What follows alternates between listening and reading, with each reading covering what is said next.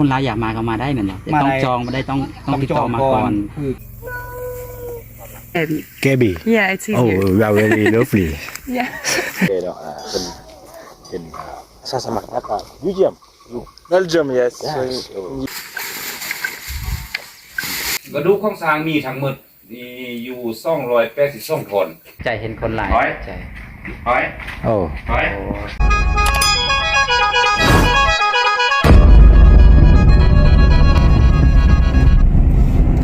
สบายดีทุกคนเนาะสบายดีพ่อแม่พี่น้องหมด สบาย ทุกคน ดี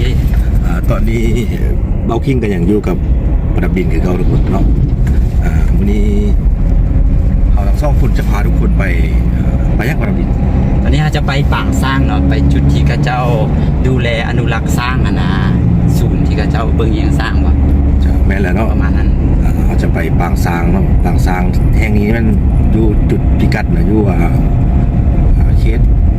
ค้างอันฝ้ายน้ำเตียนฝ้ายน้ำเตียนหรืออ่างน้ำเตียนอ่างสลประทานนั่นแหละเนาะเมาคิงกับประดับดินกำลังขี่รถออกจากตัวเมืองสัญญบุรีเนาะเพื่อจุดหมายไปปางซางไปเบิ่งอยู่ในปางซางว่ามีกิจกรรมแนวใดแล้วก็มีแนวใดเป็นตาเบิ่งตาชมแนวใดฝากทุกคนติดตามรับชมรับฟังไปพร้อมๆกันทุกคนโอเคทุกคนเนาะที่ว่าตรงนี้จะเป็นเส้นทางหลักเนาะหรือว่าเส้นทางหลวงแห่งชาติอะไรเนาะเดี๋ยวนี้เรากำลังมาฮอดบ้านโนนสวรรค์หลังจากมาฮอดบ้านโนนสวรรค์สวนขั้วบ้านโนนหรือว่าสวนขั้วน้ำเตียนเนาะเราจะเข้าหักขั้วมือเนาะเลี้ยวขั้วมือเนาะเพื่อว่าเดินทางไปปากซางเนาะหรือว่าสู้หนุนหลักซางเนาะเบาคิงกับประดับดินจะถ่ายสภาพพื้นทางจุดที่ออกจากเส้นทางหลักหรือว่าเส้นทางล่วงไป5จุดปางซางให้ทุกคนได้เบิ่งได้เห็นชมกันเนาะว่าเป็นอะไรทุกคนว่ามาฮอดทางนี้แล้วมันเลี้ยวขั้วเนาะเลี้ยวขั้วโรงเรียนปกส.สันตุนเล็กที่2เนาะ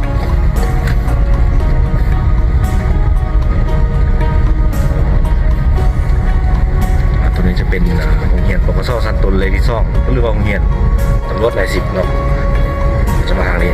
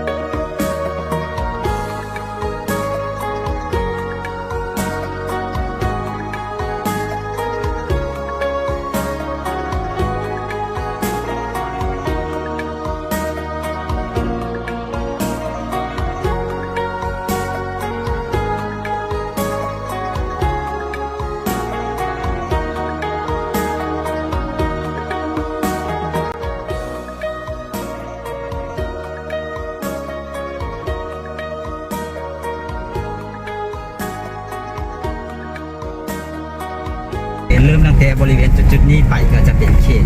ที่ข้าเจ้าอนุรักษ์เป็นเขตป่าสงวนหรือจังใดเนาะแต่ว่ายัง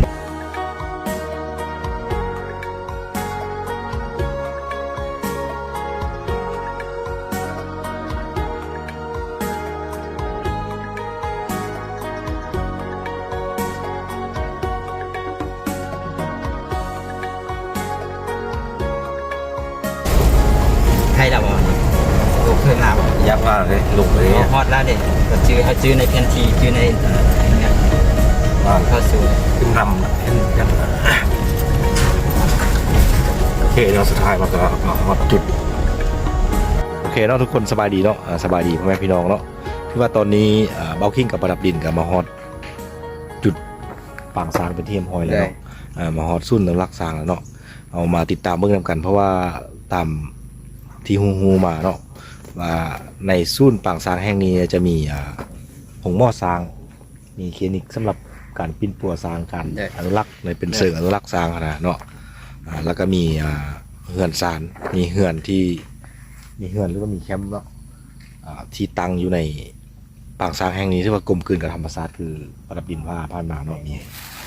ห้องน้ำมีเมี่ยงที่ยูแคมน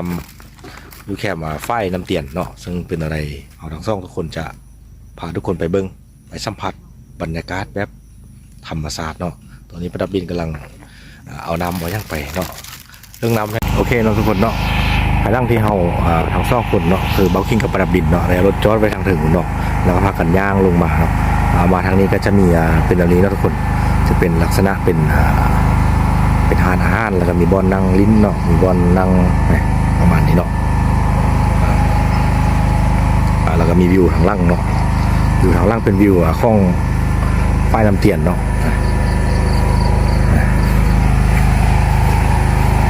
วิวบอลนี้โอ้วิวดีสุดทุกคนเนาะวิวดีไล่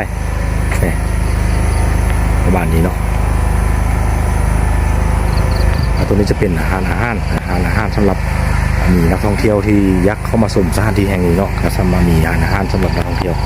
เราจะพาทุกคนมาเบิ้งไปทางนั้นเนาะประดับดินเนาะประดับดินคนย่างไปก้อนเนาะโอเค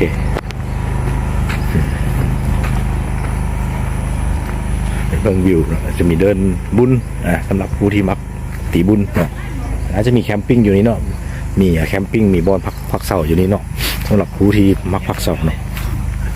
จะมีนักท่องเที่ยวมานั่งกินข้าวกินกาแฟเท่านี้เป็นคนต่างประเทศเนาะโอเคสบายดี โอเคเนาะโอเคเราจะพาทุกคนไปเลาะเบิ้งเลยจะเป็นห้องน้ำเนาะ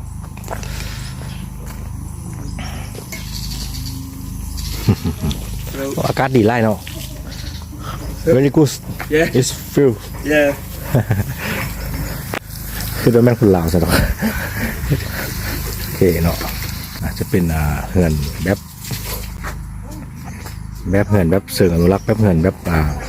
ชนบทเนาะเป็นแบบมุงเฮือนมุงหญ้ามีเฮือนมุงหญ้าแล้วก็แอมโดยฟ้าไม้ฝากไม้เฮียเนาะทุกคนเนี่ยประมาณนี้เนาะแววค่ำเนาะห้ามใส่เกิบเขาเนาะ please remove your chair เนาะประมาณนี้ทุกคนโอเคโอ้สุดยอดเลยเนาะในเชิงอนุรักษ์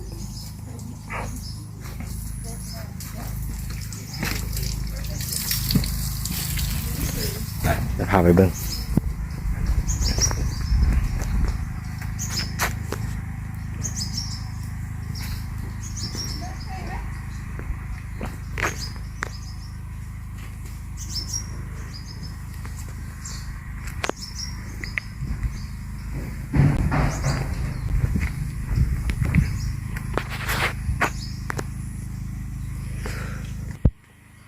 โอเคเนาะเป็นตาน้ำมาพักมาเสาไล่เลยเนาะนี่เนาะเป็นตาน้ำมาพักผ่อนย้อนใจกับบรรยากาศเป็นธรรมชาติด้วยนี้เนาะสุดยอดเลยเนาะมุมนี้เนาะ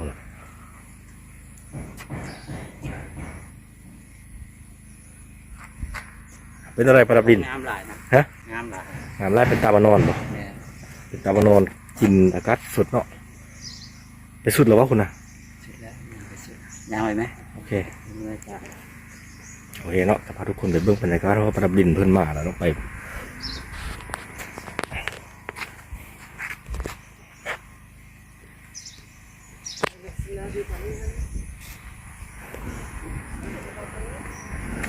โอเคเนาะ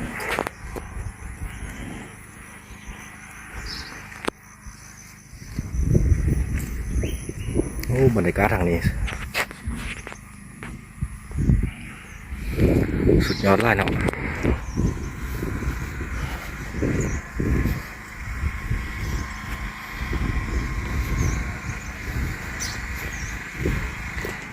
โอเค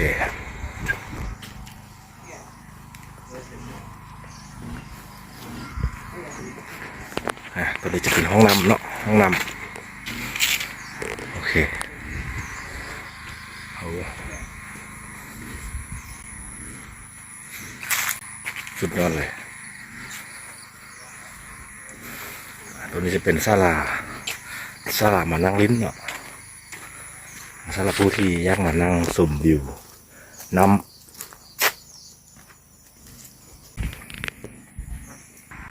เคเนาะทางนี้เนาะสำหรับทางนี้มันจะเป็นบอนที่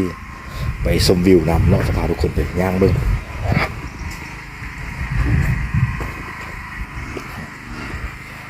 ชั้นในที่เป็นนะครับกลมกลืนกับธรรมชาติที่สุดนะทุกคนโอเค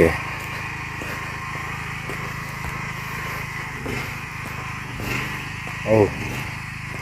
สุดยอดเลย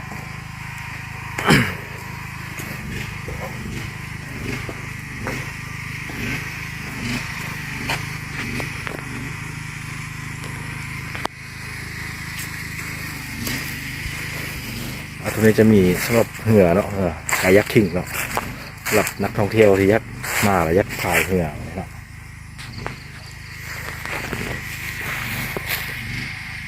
ขายยักษ์ที่นะครับมีเยอะมาก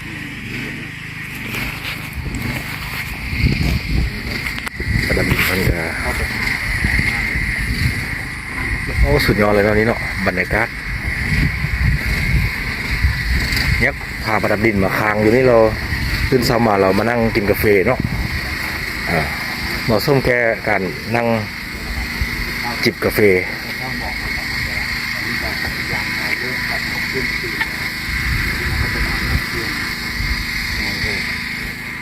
สุดยอดไปเลยเนาะน้ำแห้งนี้จะเป็นน้ำเตียนอ่างน้ำเตียนฝ้ายน้ำเตียนเนาะจัดเงิน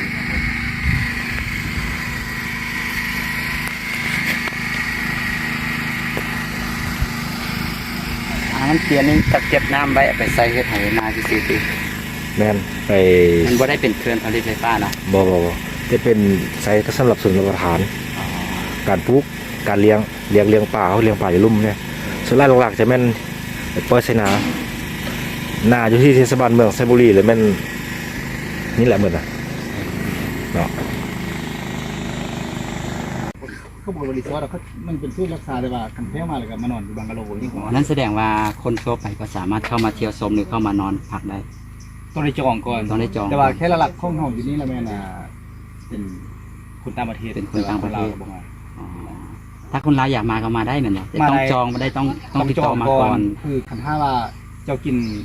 ซีนหรือว่าเจ้าบ่กินซีนเจ้ากินน้ำปลาซีอิ๊วหรือผักเทียมเขาบอกอะไรจะต้องแจ้งละเอียด เราพนักงานเขาอยู่ที่ผู้อัตราที่เขาจะหูว่าตรงประมาณทำได้มันประมาณนี้เพราะว่าอยู่นี่เขามันบ่เป็นโรงแฮมอันนั้น โอ้เดี๋ยว มันต้องได้แบบจองลวงหน้าก่อน เดี๋ยว คือเทปมานอนนี่โซล่าก็จะมีซ่ามือซ่อคืนซ่อมือหนึ่งคืนหรือว่าอาทิตย์หนึ่งประมาณนี้แต่อาทิตย์หนึงมันจะเป็นค่อนข้างจะแบบซ่าสมัครก่อน ปกติถ้ามานอนนี่ก็ทางปากสร้างนี่ก็จะมีกิจกรรมไปเที่ยวส้มหรือไปเลาะไปฮ็ด มี น้ำ เพราะว่าเขามีโปรแกรมเฮ็ดกิจกรรมนำสร้างอยู่แล้ว เดี๋ยว แท็กมาก็จะก็ต้องอ่านรายละเอียดอยู่เว็บไซต์ อ๋ ข อ องอันนี้ เขาจะมีรายละเอียด ของเขาว่าถ้าไปนอนนึงคืนแล้วต้องเฮ็ดหยังต้องไปนอนโซกคืนแล้วต้องเฮ็ดหยังประมาณนี้มันจะเวลาแท็กมาสิก็จะต้องรู้ว่าราคาของเขาได้เราเวลามานี่เราเป็นผู้น้องรับผิดชอบหมดคือที่ว่าค่าฮับเตอโรงพยาบาลมาฮอดพีค่าส่งเตอพีไปโรงพยาบาลจะฟรีหมดทุกอย่างแต่ว่าเวลาเขาจะพักอยู่นี่แม่นเรื่องเครื่องดื่มหัวใจจะจ่ายเองคือที่ยังเป็นเบียร์เป๊ปซี่น้ำมะนาวมีสิเป็นอาบนี่คือแต่ งั้นถ้าเกิดว่าผู้ใดสนใจก็สามารถเข้าไปดูในเว็บไซต์ของ ห้องศูนย์บริษัทศูนย์อนุรักษ์สร้างสัญญบุรี ซึ่ง ศูนย์อนุรักษ์สร้างลาวแต่ว่าอยู่ที่สัญญบุรี เดี๋ยวสามารถเบิ่งรายละเอียดแล้วก็ติดต่อมาได้ถ้าสนใจ ได้ เข้าใจ มันจะมีผู้บุ๊กิ้งให้ก็นี่สิเลยแต่ว่าคันเล่นราคาเหมือนกันนะจะประมาณนี้คือไล่ตามประเทศแต่ว่าคันท่าเป็นคนลาวกับการสุดเลยแต่ว่ายูลงกันเอง โอเคเนาะ บรรยากาศดีเนาะ ขึ้นกับบางช่วง เรื่องบางส่วน คือกับนี่แหละคือกับยูทูบเบอร์ของประเทศลาวเขาแต่ว่าช่วงนี้เหมือนกันน่าจะโอเคเนาะมันกับเขาฤดูหนาวได้พูดถึงนั่นเลย เดี๋ยวก็อ้ายเพิ่นจะเป็นไกด์พาเข้าไปปานว่ะ เมื่อไรวันนี้ให้พี่โซก็ได้พาแค่สมัครทุกคนมาทวิวเยี่ยมนะครับแล้วเราสองคนก็เลยเอามาแจมนำ ยินดีเลย ขอไปนำเลยเด้อ ได้ไปเนี่ยเขาจะมาเลย ที่ว่าตอนนี้พวกเขากำลังไปเบิ่งสร้างเนาะ เมืองซางจะมีนักอาสาสมัครจากประเทศเบลเยียมเนาะคือสองคนนี้สองท่านนี้เนาะอาจจะเป็นคนต่างประเทศเนาะวันนี้จะเป็นผู้รับผิดชอบเกี่ยวกับสางแม่ลูกอ่อนเนาะอันผู้นี้เนาะแล้วเพิ่นท่านจะเป็นไก่เนาะไก่นำเที่ยวโอเคแล้วเป็นอะไรทำมาเบิ่งติดตามรับชมแล้วฟังนำกันเนาะเพิ่นประดับดินกำลังสัมภาษณ์เพิ่นเนาะโอเค ธรรมชาติของสร้างสันๆเนาะ โอ้ยสร้างกินหญ้าอยู่ป่าตามธรรมชาติมันให้อาหารมันง่าย มีพ่อพันธุ์แม่พันธุ์อยู่นี่วะโอ้ เพราะว่าแต่สร้างน้อยเขาเกิดเนี่ยก็เขาผสมพันธุ์เองเนี่ยสร้างเขาผสมพันธุ์กันเองนี่เลยจะเป็นสร้างป่า โอ้ตังทอง ตู้4ตู้แล้วดู ตังทองนี่ไล่เดือนไล่นั้นต้องได้อย่างเนาะใช้เวลาดุนปานใด 24เดือน 24เดือน 2 ปีเลยนะ 2 ปี โอ้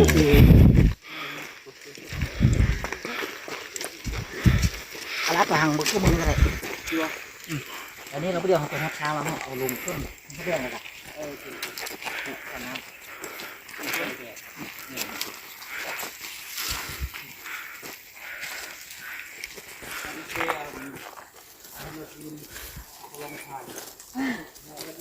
ถึงอยู่เว้ย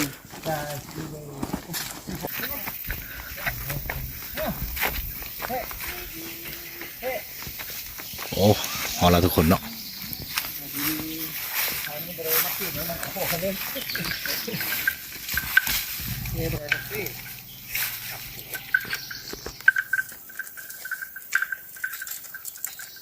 อยู่ช่วงรักษาเขาจะมีสาวน้อย2ตัวอันนี้มันตัวน้อยกว่า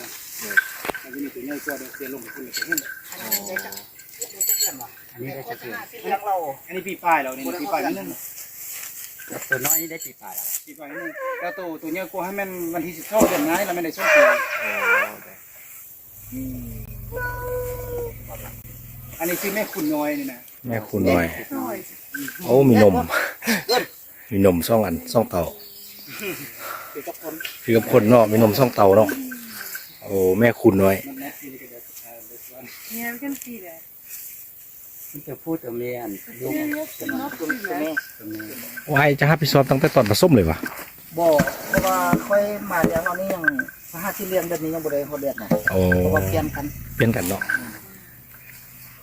ใช่ไหมเฮ้ยเห็นไหมเฮ้ยใช่ไหมเฮ้ยมาเอาไปไปครัวพุทธกินแท้ไปเอาไปครัวเพครัวพี่ครัวพี่นะ Why is she doing that noise? ผมมียังไปเอาไป Okay. เอาไป She doesn't Hey. like it. Yes. It's my baby. I don't want to share it. You feel not comfortable เอาไป let us to know Mhm. but it's okay ไอ้ just yeah the feeling of the mom Hey. want to protect the baby Yeah. เฮ้ย อ๋อตอนนี้เขาจะเอาลงไปศูนย์คุณ You like elephant You like elephant You like elephant yes Amazing. the same Yeah. They're so small. oh sorry Mr. Win Vince yes and you Gabriel. Gabby. You can say Gabby. Gabby Yeah, it's oh easier. you are very lovely Yeah. โอเคว่าทางส่งท่านี้มันนักอาสาสมัครสาวโมได้ใจนะมันเบลเยียมเนาะโอเควันนี้เบลคิงมีโอกาสดีได้มาถ่ายทำมาถ่ายวิดีโอกับประดับดินเรามาเบิ้งซุ่นรักสร้างอยู่ที่ปางสางเขาเนาะเอาบรรยากาศสร้างแม่ลูกอ่อนการเลี้ยงสร้างการอนุรักษ์สร้างเนาะเพราะว่าสถานที่เลี้ยงสร้างแห่งนี้จะบ่ให้นักท่องเที่ยวหรือว่าผู้ที่เขามาเยี่ยมชมเหมือนที่เนาะจะเป็นการแบบเสริงไว้ว่าอนุรักษ์ เรียบร้อยแต่ว่าถ้ารับสั่งมาเธอตัวเล็กน่าจะดุลงเพราะว่ามันมีการไม่ว่าผสมพันธุ์มีแต่บอลเดียวอยู่นี่แหละมีอันนะ ตัวประเทศร้านมีแต่บอลเดียวนี่หรอ มีแต่บอลเดียวที่ว่ามีอันนั้นคือการผสมพันธุ์ต่าง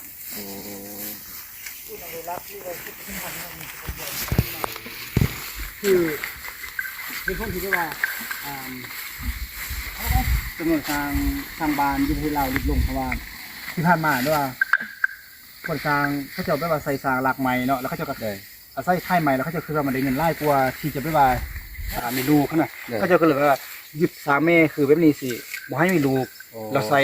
เวลาสร้างใหญ่ประมาณมุก18-50หรือ2ปีที่เขาจะใส่หลักใหม่อย่างเดียวเพราะฉะนั้นจำนวนสร้างเมที่แบบว่าบ่มีลูกขึ้นมาจะไล่กว่าสร้างเมที่มีลูก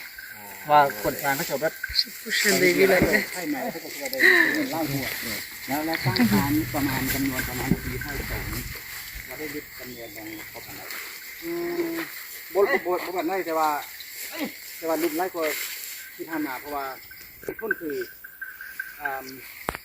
ไอ้ส่วนเนาะเขาจะเรียกว่าไฟเป็นที่ที่การสื่ออยู่ขนาดเป็นให้เป็นหัวเป็นเพื่อน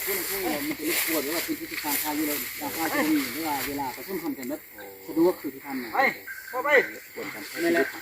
แม่มันจะย้ายบอลตลอดเลยขนาดไป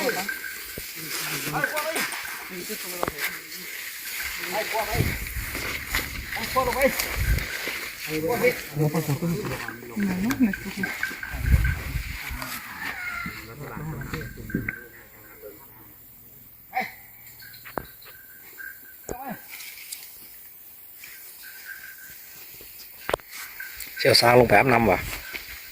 ลงไปจุ่ม โอ้ลงไปสุ่น ปูเรียไปตามแผ่นนำเลย โอ้ถือว่าจะเอาสร้างลงไปสุ่นเนาะ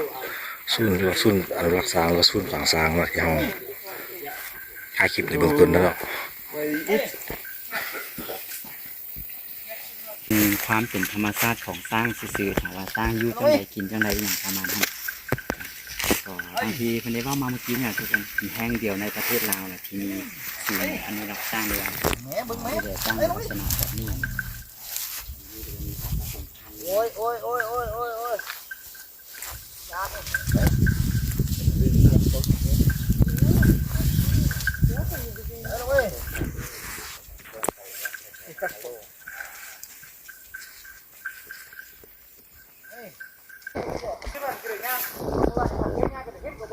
สบายดี Sabaidi. Mr. Williams. Yes. we have some like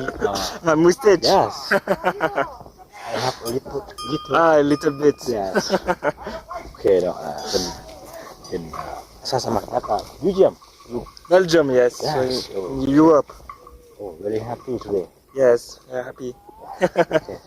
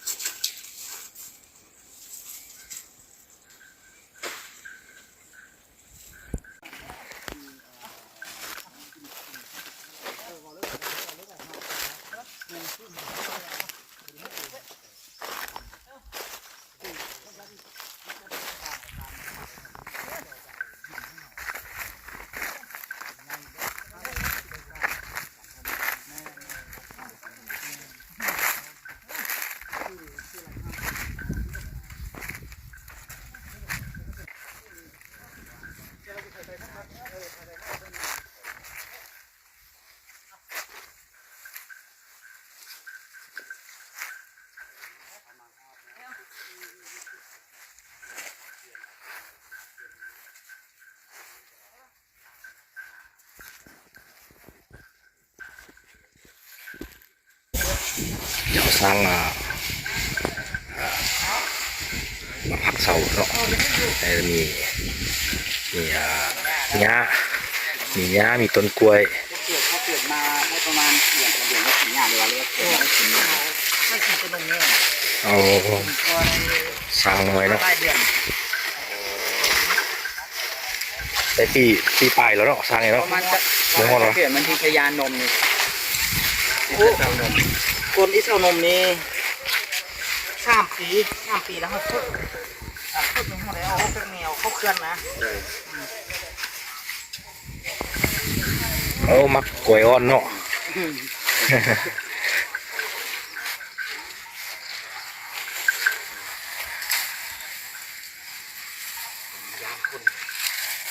ชาเซียนมาฝึกลิงก็คน โอ้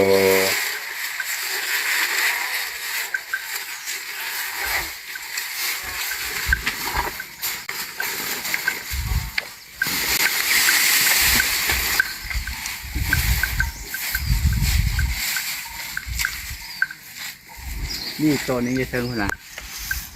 มาหันตึ้งแม่นึงตัวนั้นกันตัวนั้นได้ปีกลัวแล้วอีได้ช่องแล้วอยู่หน้านี่ก็พึกเอานม โอ้ กินปีนึง โอ้ เอานมเลยแล้วตัวนั้น สร้างน้อยคำหูเลยเนาะ เดี๋ยวข้าเจ้าก็สิยางมาเบิ่งนี่สิว่า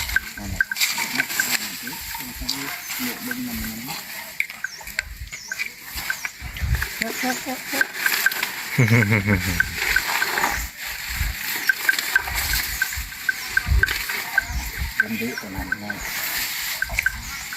ช่องปีบ่นะ ช่องโมอีได้ช่องปีแหละ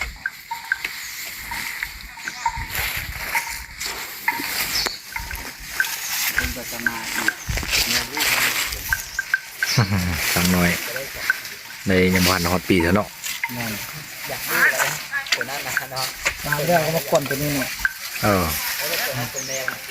ยกกันคือเด็กน้อยนี่วะเนาะ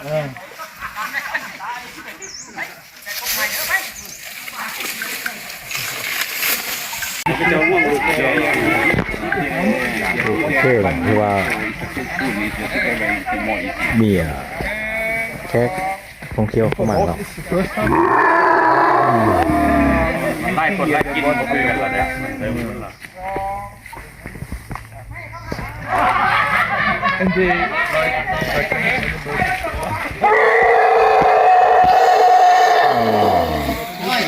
้อยหน่อย วุ้นเลยนักยานเลยตกใจเนาะนักยานเนาะตัวน้อยตัวน้อย Tôi nói mà có không phải đấy. ไปเจ้าห้องลูกไปเจ้า น้อยนะห้อง Nói này. ตัวน้อย ยานนะนักยานไล่คน มันย่านคนหลายตื่นคนหลาย And they also have different say, tempo, no? Maybe this one is more. แห่ไปรีรีกอง ช่วยดีตัวเกือบสองปี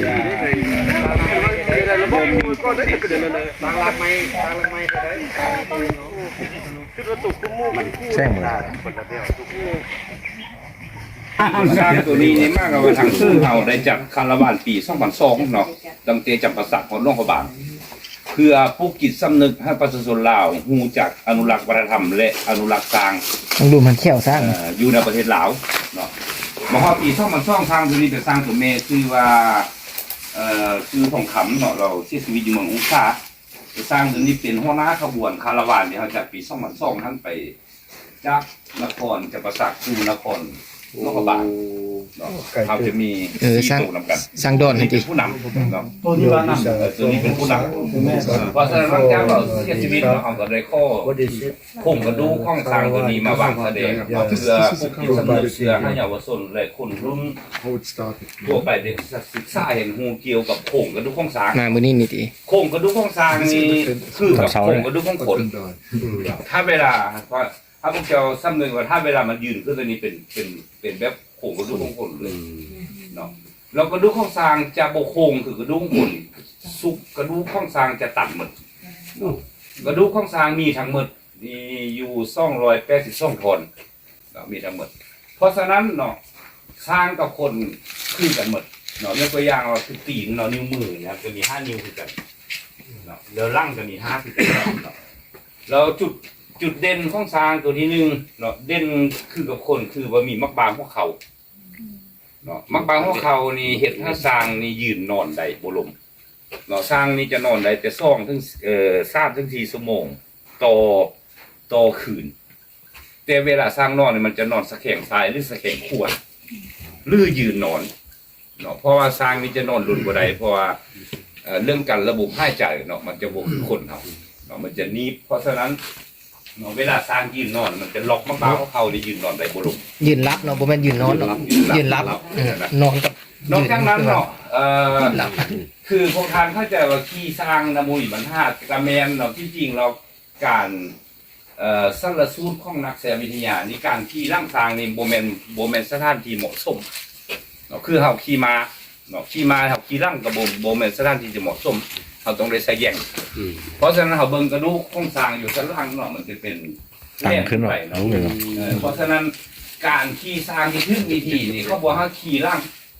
ขี่ก็ได้จะต้องมีแยง แล้วมีแยงใส่แล้วค่อยนั่งเพราะว่า แยงครับ แยงนี้มันจะข้ามกระดูก แล้วน้ำหนักของร่างซางนี่จะบรรทุกได้บ่ถ้าเกิน150กิโลเนาะอันนี้คือน้ำหนักบ่ถ้าเกินบวกเข้าไปหลังแยงทั้งคนบวกเข้าไปบ่ถ้าเกิน150กิโลสิ่งที่เหมาะสมที่สุดของซางคือนางคอเพราะว่าคอนี่จะมีเอ็นไล่เห็นบ่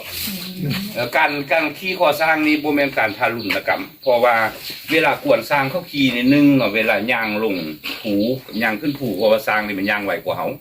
เพราะฉะนั้นเขาจึงขี่คอมันเนาะความหมายของการขี่คอซางนะบ่แม่นขี่เพื่อความสนุกสนานขี่เพื่อความจำเป็นเวลาย่างนำทางไปบ้าเนาะอย่าให้เข้าใจนะนะแล้วมันคือกระโหลกของซางเนาะคือง่วงของซางนี่ซางนี่คือเขาเข้าใจว่ามันสง่วงนี่ดูดน้ำเนาะแต่บ่แม่นสง่วงดูดเรากินจากง่วงเลยเอาง่วงนี่ดูดจากน้ำมาสปาร์กเนาะบ่ฉะนั้นง่วงของซางจะบ่มีกระดูกแต่บ่เมื่อเวลาซางตายจะบ่มีกระดูกอยู่ง่วงเนาะมันเป็นเส้นเอ็นเปื่อยไปหมดเลยเนาะจะเป็นแบบนั้นแล้วนอกจากนั้นเนาะนอกจากนั้นมันจะมีแข้วเนาะซางนี่มีแต่แข้วกกเนาะอยู่ในแข้วของซางนี่มันจะมีเป็นฝักแบบมือของข้าพเจ้านี่นะฝักหนึ่งมันจะมีอยู่อยู่6 เล่มค่อยเบิ่งเนาะมีแต่แข้วกกในทางน่ะบ่มีแข้วนางแหเนาะแข้วนางแหของซางแม่นเขาเอิ้นว่าน่ายหรือว่าหงาเนาะอันนั้นเขาเอิ้นว่าแข้วของซางเนาะถ้าเข้าใจอันนั้นแต่ซางนี่แข้วของซางเนี่ยเมื่อเวลามันล้นมันจะล้นทางน้าล้นปั๊บเราแค่ตัวกกนี่มันจะปรุงเข้ามาทันทีเลยแล้วอันนี้คือธรรมชาติของซางแล้วซางเวลารับประทานอาหารนี่มันจะบ่มีการเคี้ยวเอืองคืองัวกับข่วยเนาะกินแล้วมันจะเข้าไปหมักอยู่คุณมันจะกินทาเกลือหรือทาดินทาทรายหรือที่จมเข้าไปย่อยอาหารจะเป็นย่อยออกมาเนาะบ่มีการเคี้ยวเอืองคืองัวกับข่วยเนาะซางเพราะฉะนั้นเมื่อเวลาขี้ของซางนั่นน่ะมันจะเป็นไฟเบอร์มันจะเป็นเส้นเห็นบอกมันจะบนอยู่แรกแบบหัวขวายเวลาอันมันคลายออกมาเนาะเพราะฉะนั้นอันนี้คือความเป็นจริงของช้างเนาะอันนี้คือความพิเศษของมันเนาะแล้วนอกจากนั้นเนาะนอกจากความพิเศษของช้างแล้วเนาะช้างนี่มันจะมีจุดเด่นที่สุดเนาะตัวที่หนึ่งนี่มันเขาเอิ้นว่าระบบเสียงเนาะระบบเสียงของหูของซางนี่นะมันจะได้ยินเสียงดีกว่าคนเขา1.6 กิโลเมตรมันได้ยินเสียง 1.6 กิโลเมตร ซาดหูนี่ไปลึกเลย เสียงกินคือกันกินคือกันงูโอ้แล้วกินคือกันกินมันจะงูขึ้นมันก็หูเนาะอันนี้คือจุดฉลาดของสางตัวที่2อันนั้นน่ะบัดนี้ตัวที่3เนาะคือพื้นที่ของสางเห็นบ่พื้นที่ของสางนี่ลักษณะย่างคือผู้หญิงตะเกือบติ่นยองเนาะเพราะฉะนั้น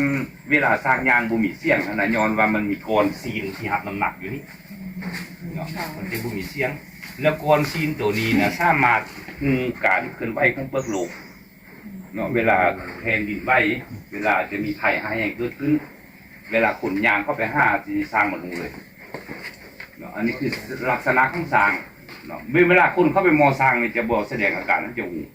บางคนจะยางไปต่ำสร้างเพราะว่าสร้างมันหูหมดอันนี้คือจุดพิเศษของสร้างเราบางเทื่อทางที่ผู้เคยได้ยินสึนามิเข้าประเทศไทยภูเก็ตท่านน่ะสัตว์ที่รอดชีวิตมีแต่สร้างสร้างมันนี่ก่อนอาทิตย์นึงแล้วสึนามิก็เข้ามาเพราะฉะนั้นหลายประเทศเขาจึงเอาสร้างนี้ไปศึกษาคนตัวเกี่ยวกับการนิ่งติ่งของเปลือกโลกอันนี้คือความสำคัญของทางเนาะที่จริงสัตว์ประเภทนี้มากกว่าเกือบเท่ากับเฮาใน30%เนาะถ้าว่า IQ ของเฮาความฉลาดของเฮาใน 100% ทางใน 80%มีแต่มันปักบ่ได้อันนี้คือสัญชาตญาณของสัตว์เนาะแล้วบรรพบุรุษเฮาก็กล่าวมาเนาะว่าก่อนเฮาสิเกิดมาเป็นคนเนี่ยเฮาเป็นสร้างก่อนเป็นอย่างจริงว่าสร้างเข้ายกตัวอย่างนึงคือบ่ฮู้ของเฮาเนาะบ่ฮู้เฮาคือบ่ฮู้ของสร้างก่อนสร้างเฮาสิมาเกิดเป็นคนนี่เกิดเป็นสร้างก่อนเกิดเป็นสร้างก่อนอันนี้พุทธประวัติคือการกล่าวข้านกันมาในสมัยบูหานไปถึงปัจจุบันเนาะอันนี้คือความสำคัญของกระดูกของสร้างโอเคมียังครับบ่อันนี้จะเป็นการฝึกสร้างเนาะเป็นการฝึกสร้างน้อย คือการฝึกตัวนี้ครับบ่ได้ฝึกโซเนาะตัวนี้เป็นฝึกทางการแพทย์ โอ้ สำหรับวิธีการปีนปัวเนาะสำหรับการฝึกโซครับบ่จะบ่มีเลยเรามีแต่ฝึกสำหรับการปีนปัวตัดเล็บสุขภาพสร้างเจาะเลือดไม่ยังเนาะสำหรับเฉพาะอีทุนเฮาตัวนี้ ถ้าบ่มีการฝึกเวลาที่เจาะเลือดตัดเล็บนี่ก็จะเฮ็ดยากเนาะ มันจะยากเนาะมันจะบ่ค่อยเห็น อันนี้บ่แม่นการฝึกโซฝึกให้คุ้นเคยกับเฮา เพื่อคุ้นเคยกับการเฮ็ดเวียกของสัตวแพทย์ เด้อ ทีมงานปีนปัวสร้างเนาะแต่ว่าเราน่าจะยักๆนิดนึงเพราะว่าเรามีไล่กินเนาะประมาณนี้เนาะ โอ้ เราจะดู เมื่อกี้ห้องเนาะอย่า แม่นเราห้องพอ ตกใจบ่เนาะ ตกใจเห็นคนหลาย ร้อย ตกใจ ถอย โอ้ ถอย โอ้ต้องให้เล่น ดีหลาย ฝึกแต่น้อยๆเนาะ ฮะดีหลายไม่ครับ ถ้าสิกดเบิ่งแค่เบิ่งหยังว่าซั่นๆ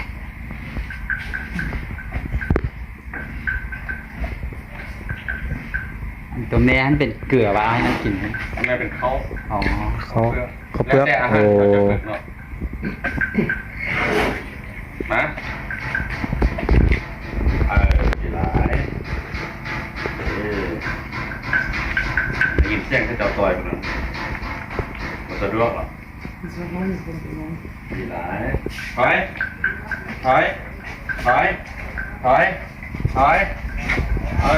ดีหลาย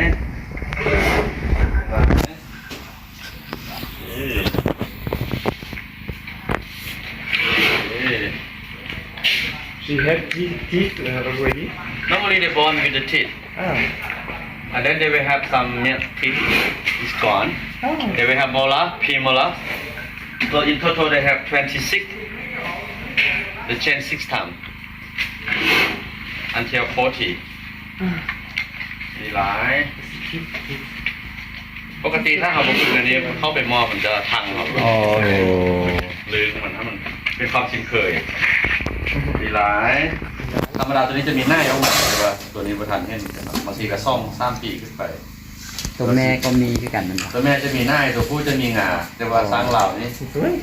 สร้างดอกบ่มีงาเนาะจะมีจะเป็นคล้ายๆคือหน้าเนี่ยเนาะ On peut demander. Yesterday, the female that you trained, she has big tooth like that, but not like a male, but here. That's one. It was two sheets. Normally they have longer, but she break a lot. Okay, One side she break already. I thought it was for male. And No, not for it's a female. female they have. Yeah, Female we call two sheets. Okay, yes, yes. ถอยถอยถอยถอยถอยดีไรดีไรคือสร้างเขาไม่ได้พึ่งนี่เขาไปยุ่งหัวมันที่มันก็ตักมาเลยโอ้ดีไรมาเข้ามา คือได้รับการฝึกไล่บนระบบ ห้าก็ได้เฮ็ดนี่บางเทื่ออาทิตย์นึง2 เทื่อบางเทื่ออาทิตย์นึงเทื่อเดี๋ยวห้าก็เริ่มมาเดือน17นะ โอ้ เดือน10มาให้เดือน11เพราะว่าเขาจะว่ามีเวลาแต่เราไม่ได้ปรับสร้างเขาพอได้อันนี้เขาอัดปรับสร้างไว้ตั้งแต่โควิดมานี่เรามีไล่ โอเคเนาะทุกคนเนาะที่ผ่านไปนั้นก็เป็นบรรยากาศที่เบาคิงกับประดับดินได้มาเอาบรรยากาศอยู่ที่ศูนย์อนุรักษ์สางหรือว่าปางสางเนาะอยู่ที่แข้งเซบุรีเมืองเซบุรีจุดพิกัดก็คืออยู่เขตฝ้ายน้ำเตียนเนาะ วันนี้ได้พาทุกคนมาเบิ้งบรรยากาศหลากหลายทุกคนเนาะมาเบิ้งบรรยากาศมีตูบหรือว่ามีแคมปิ้งนะที่เป็นแบบดังเดิมเนาะแล้วก็มาเบิ้งศูนย์การฝึกซ้อมสร้าง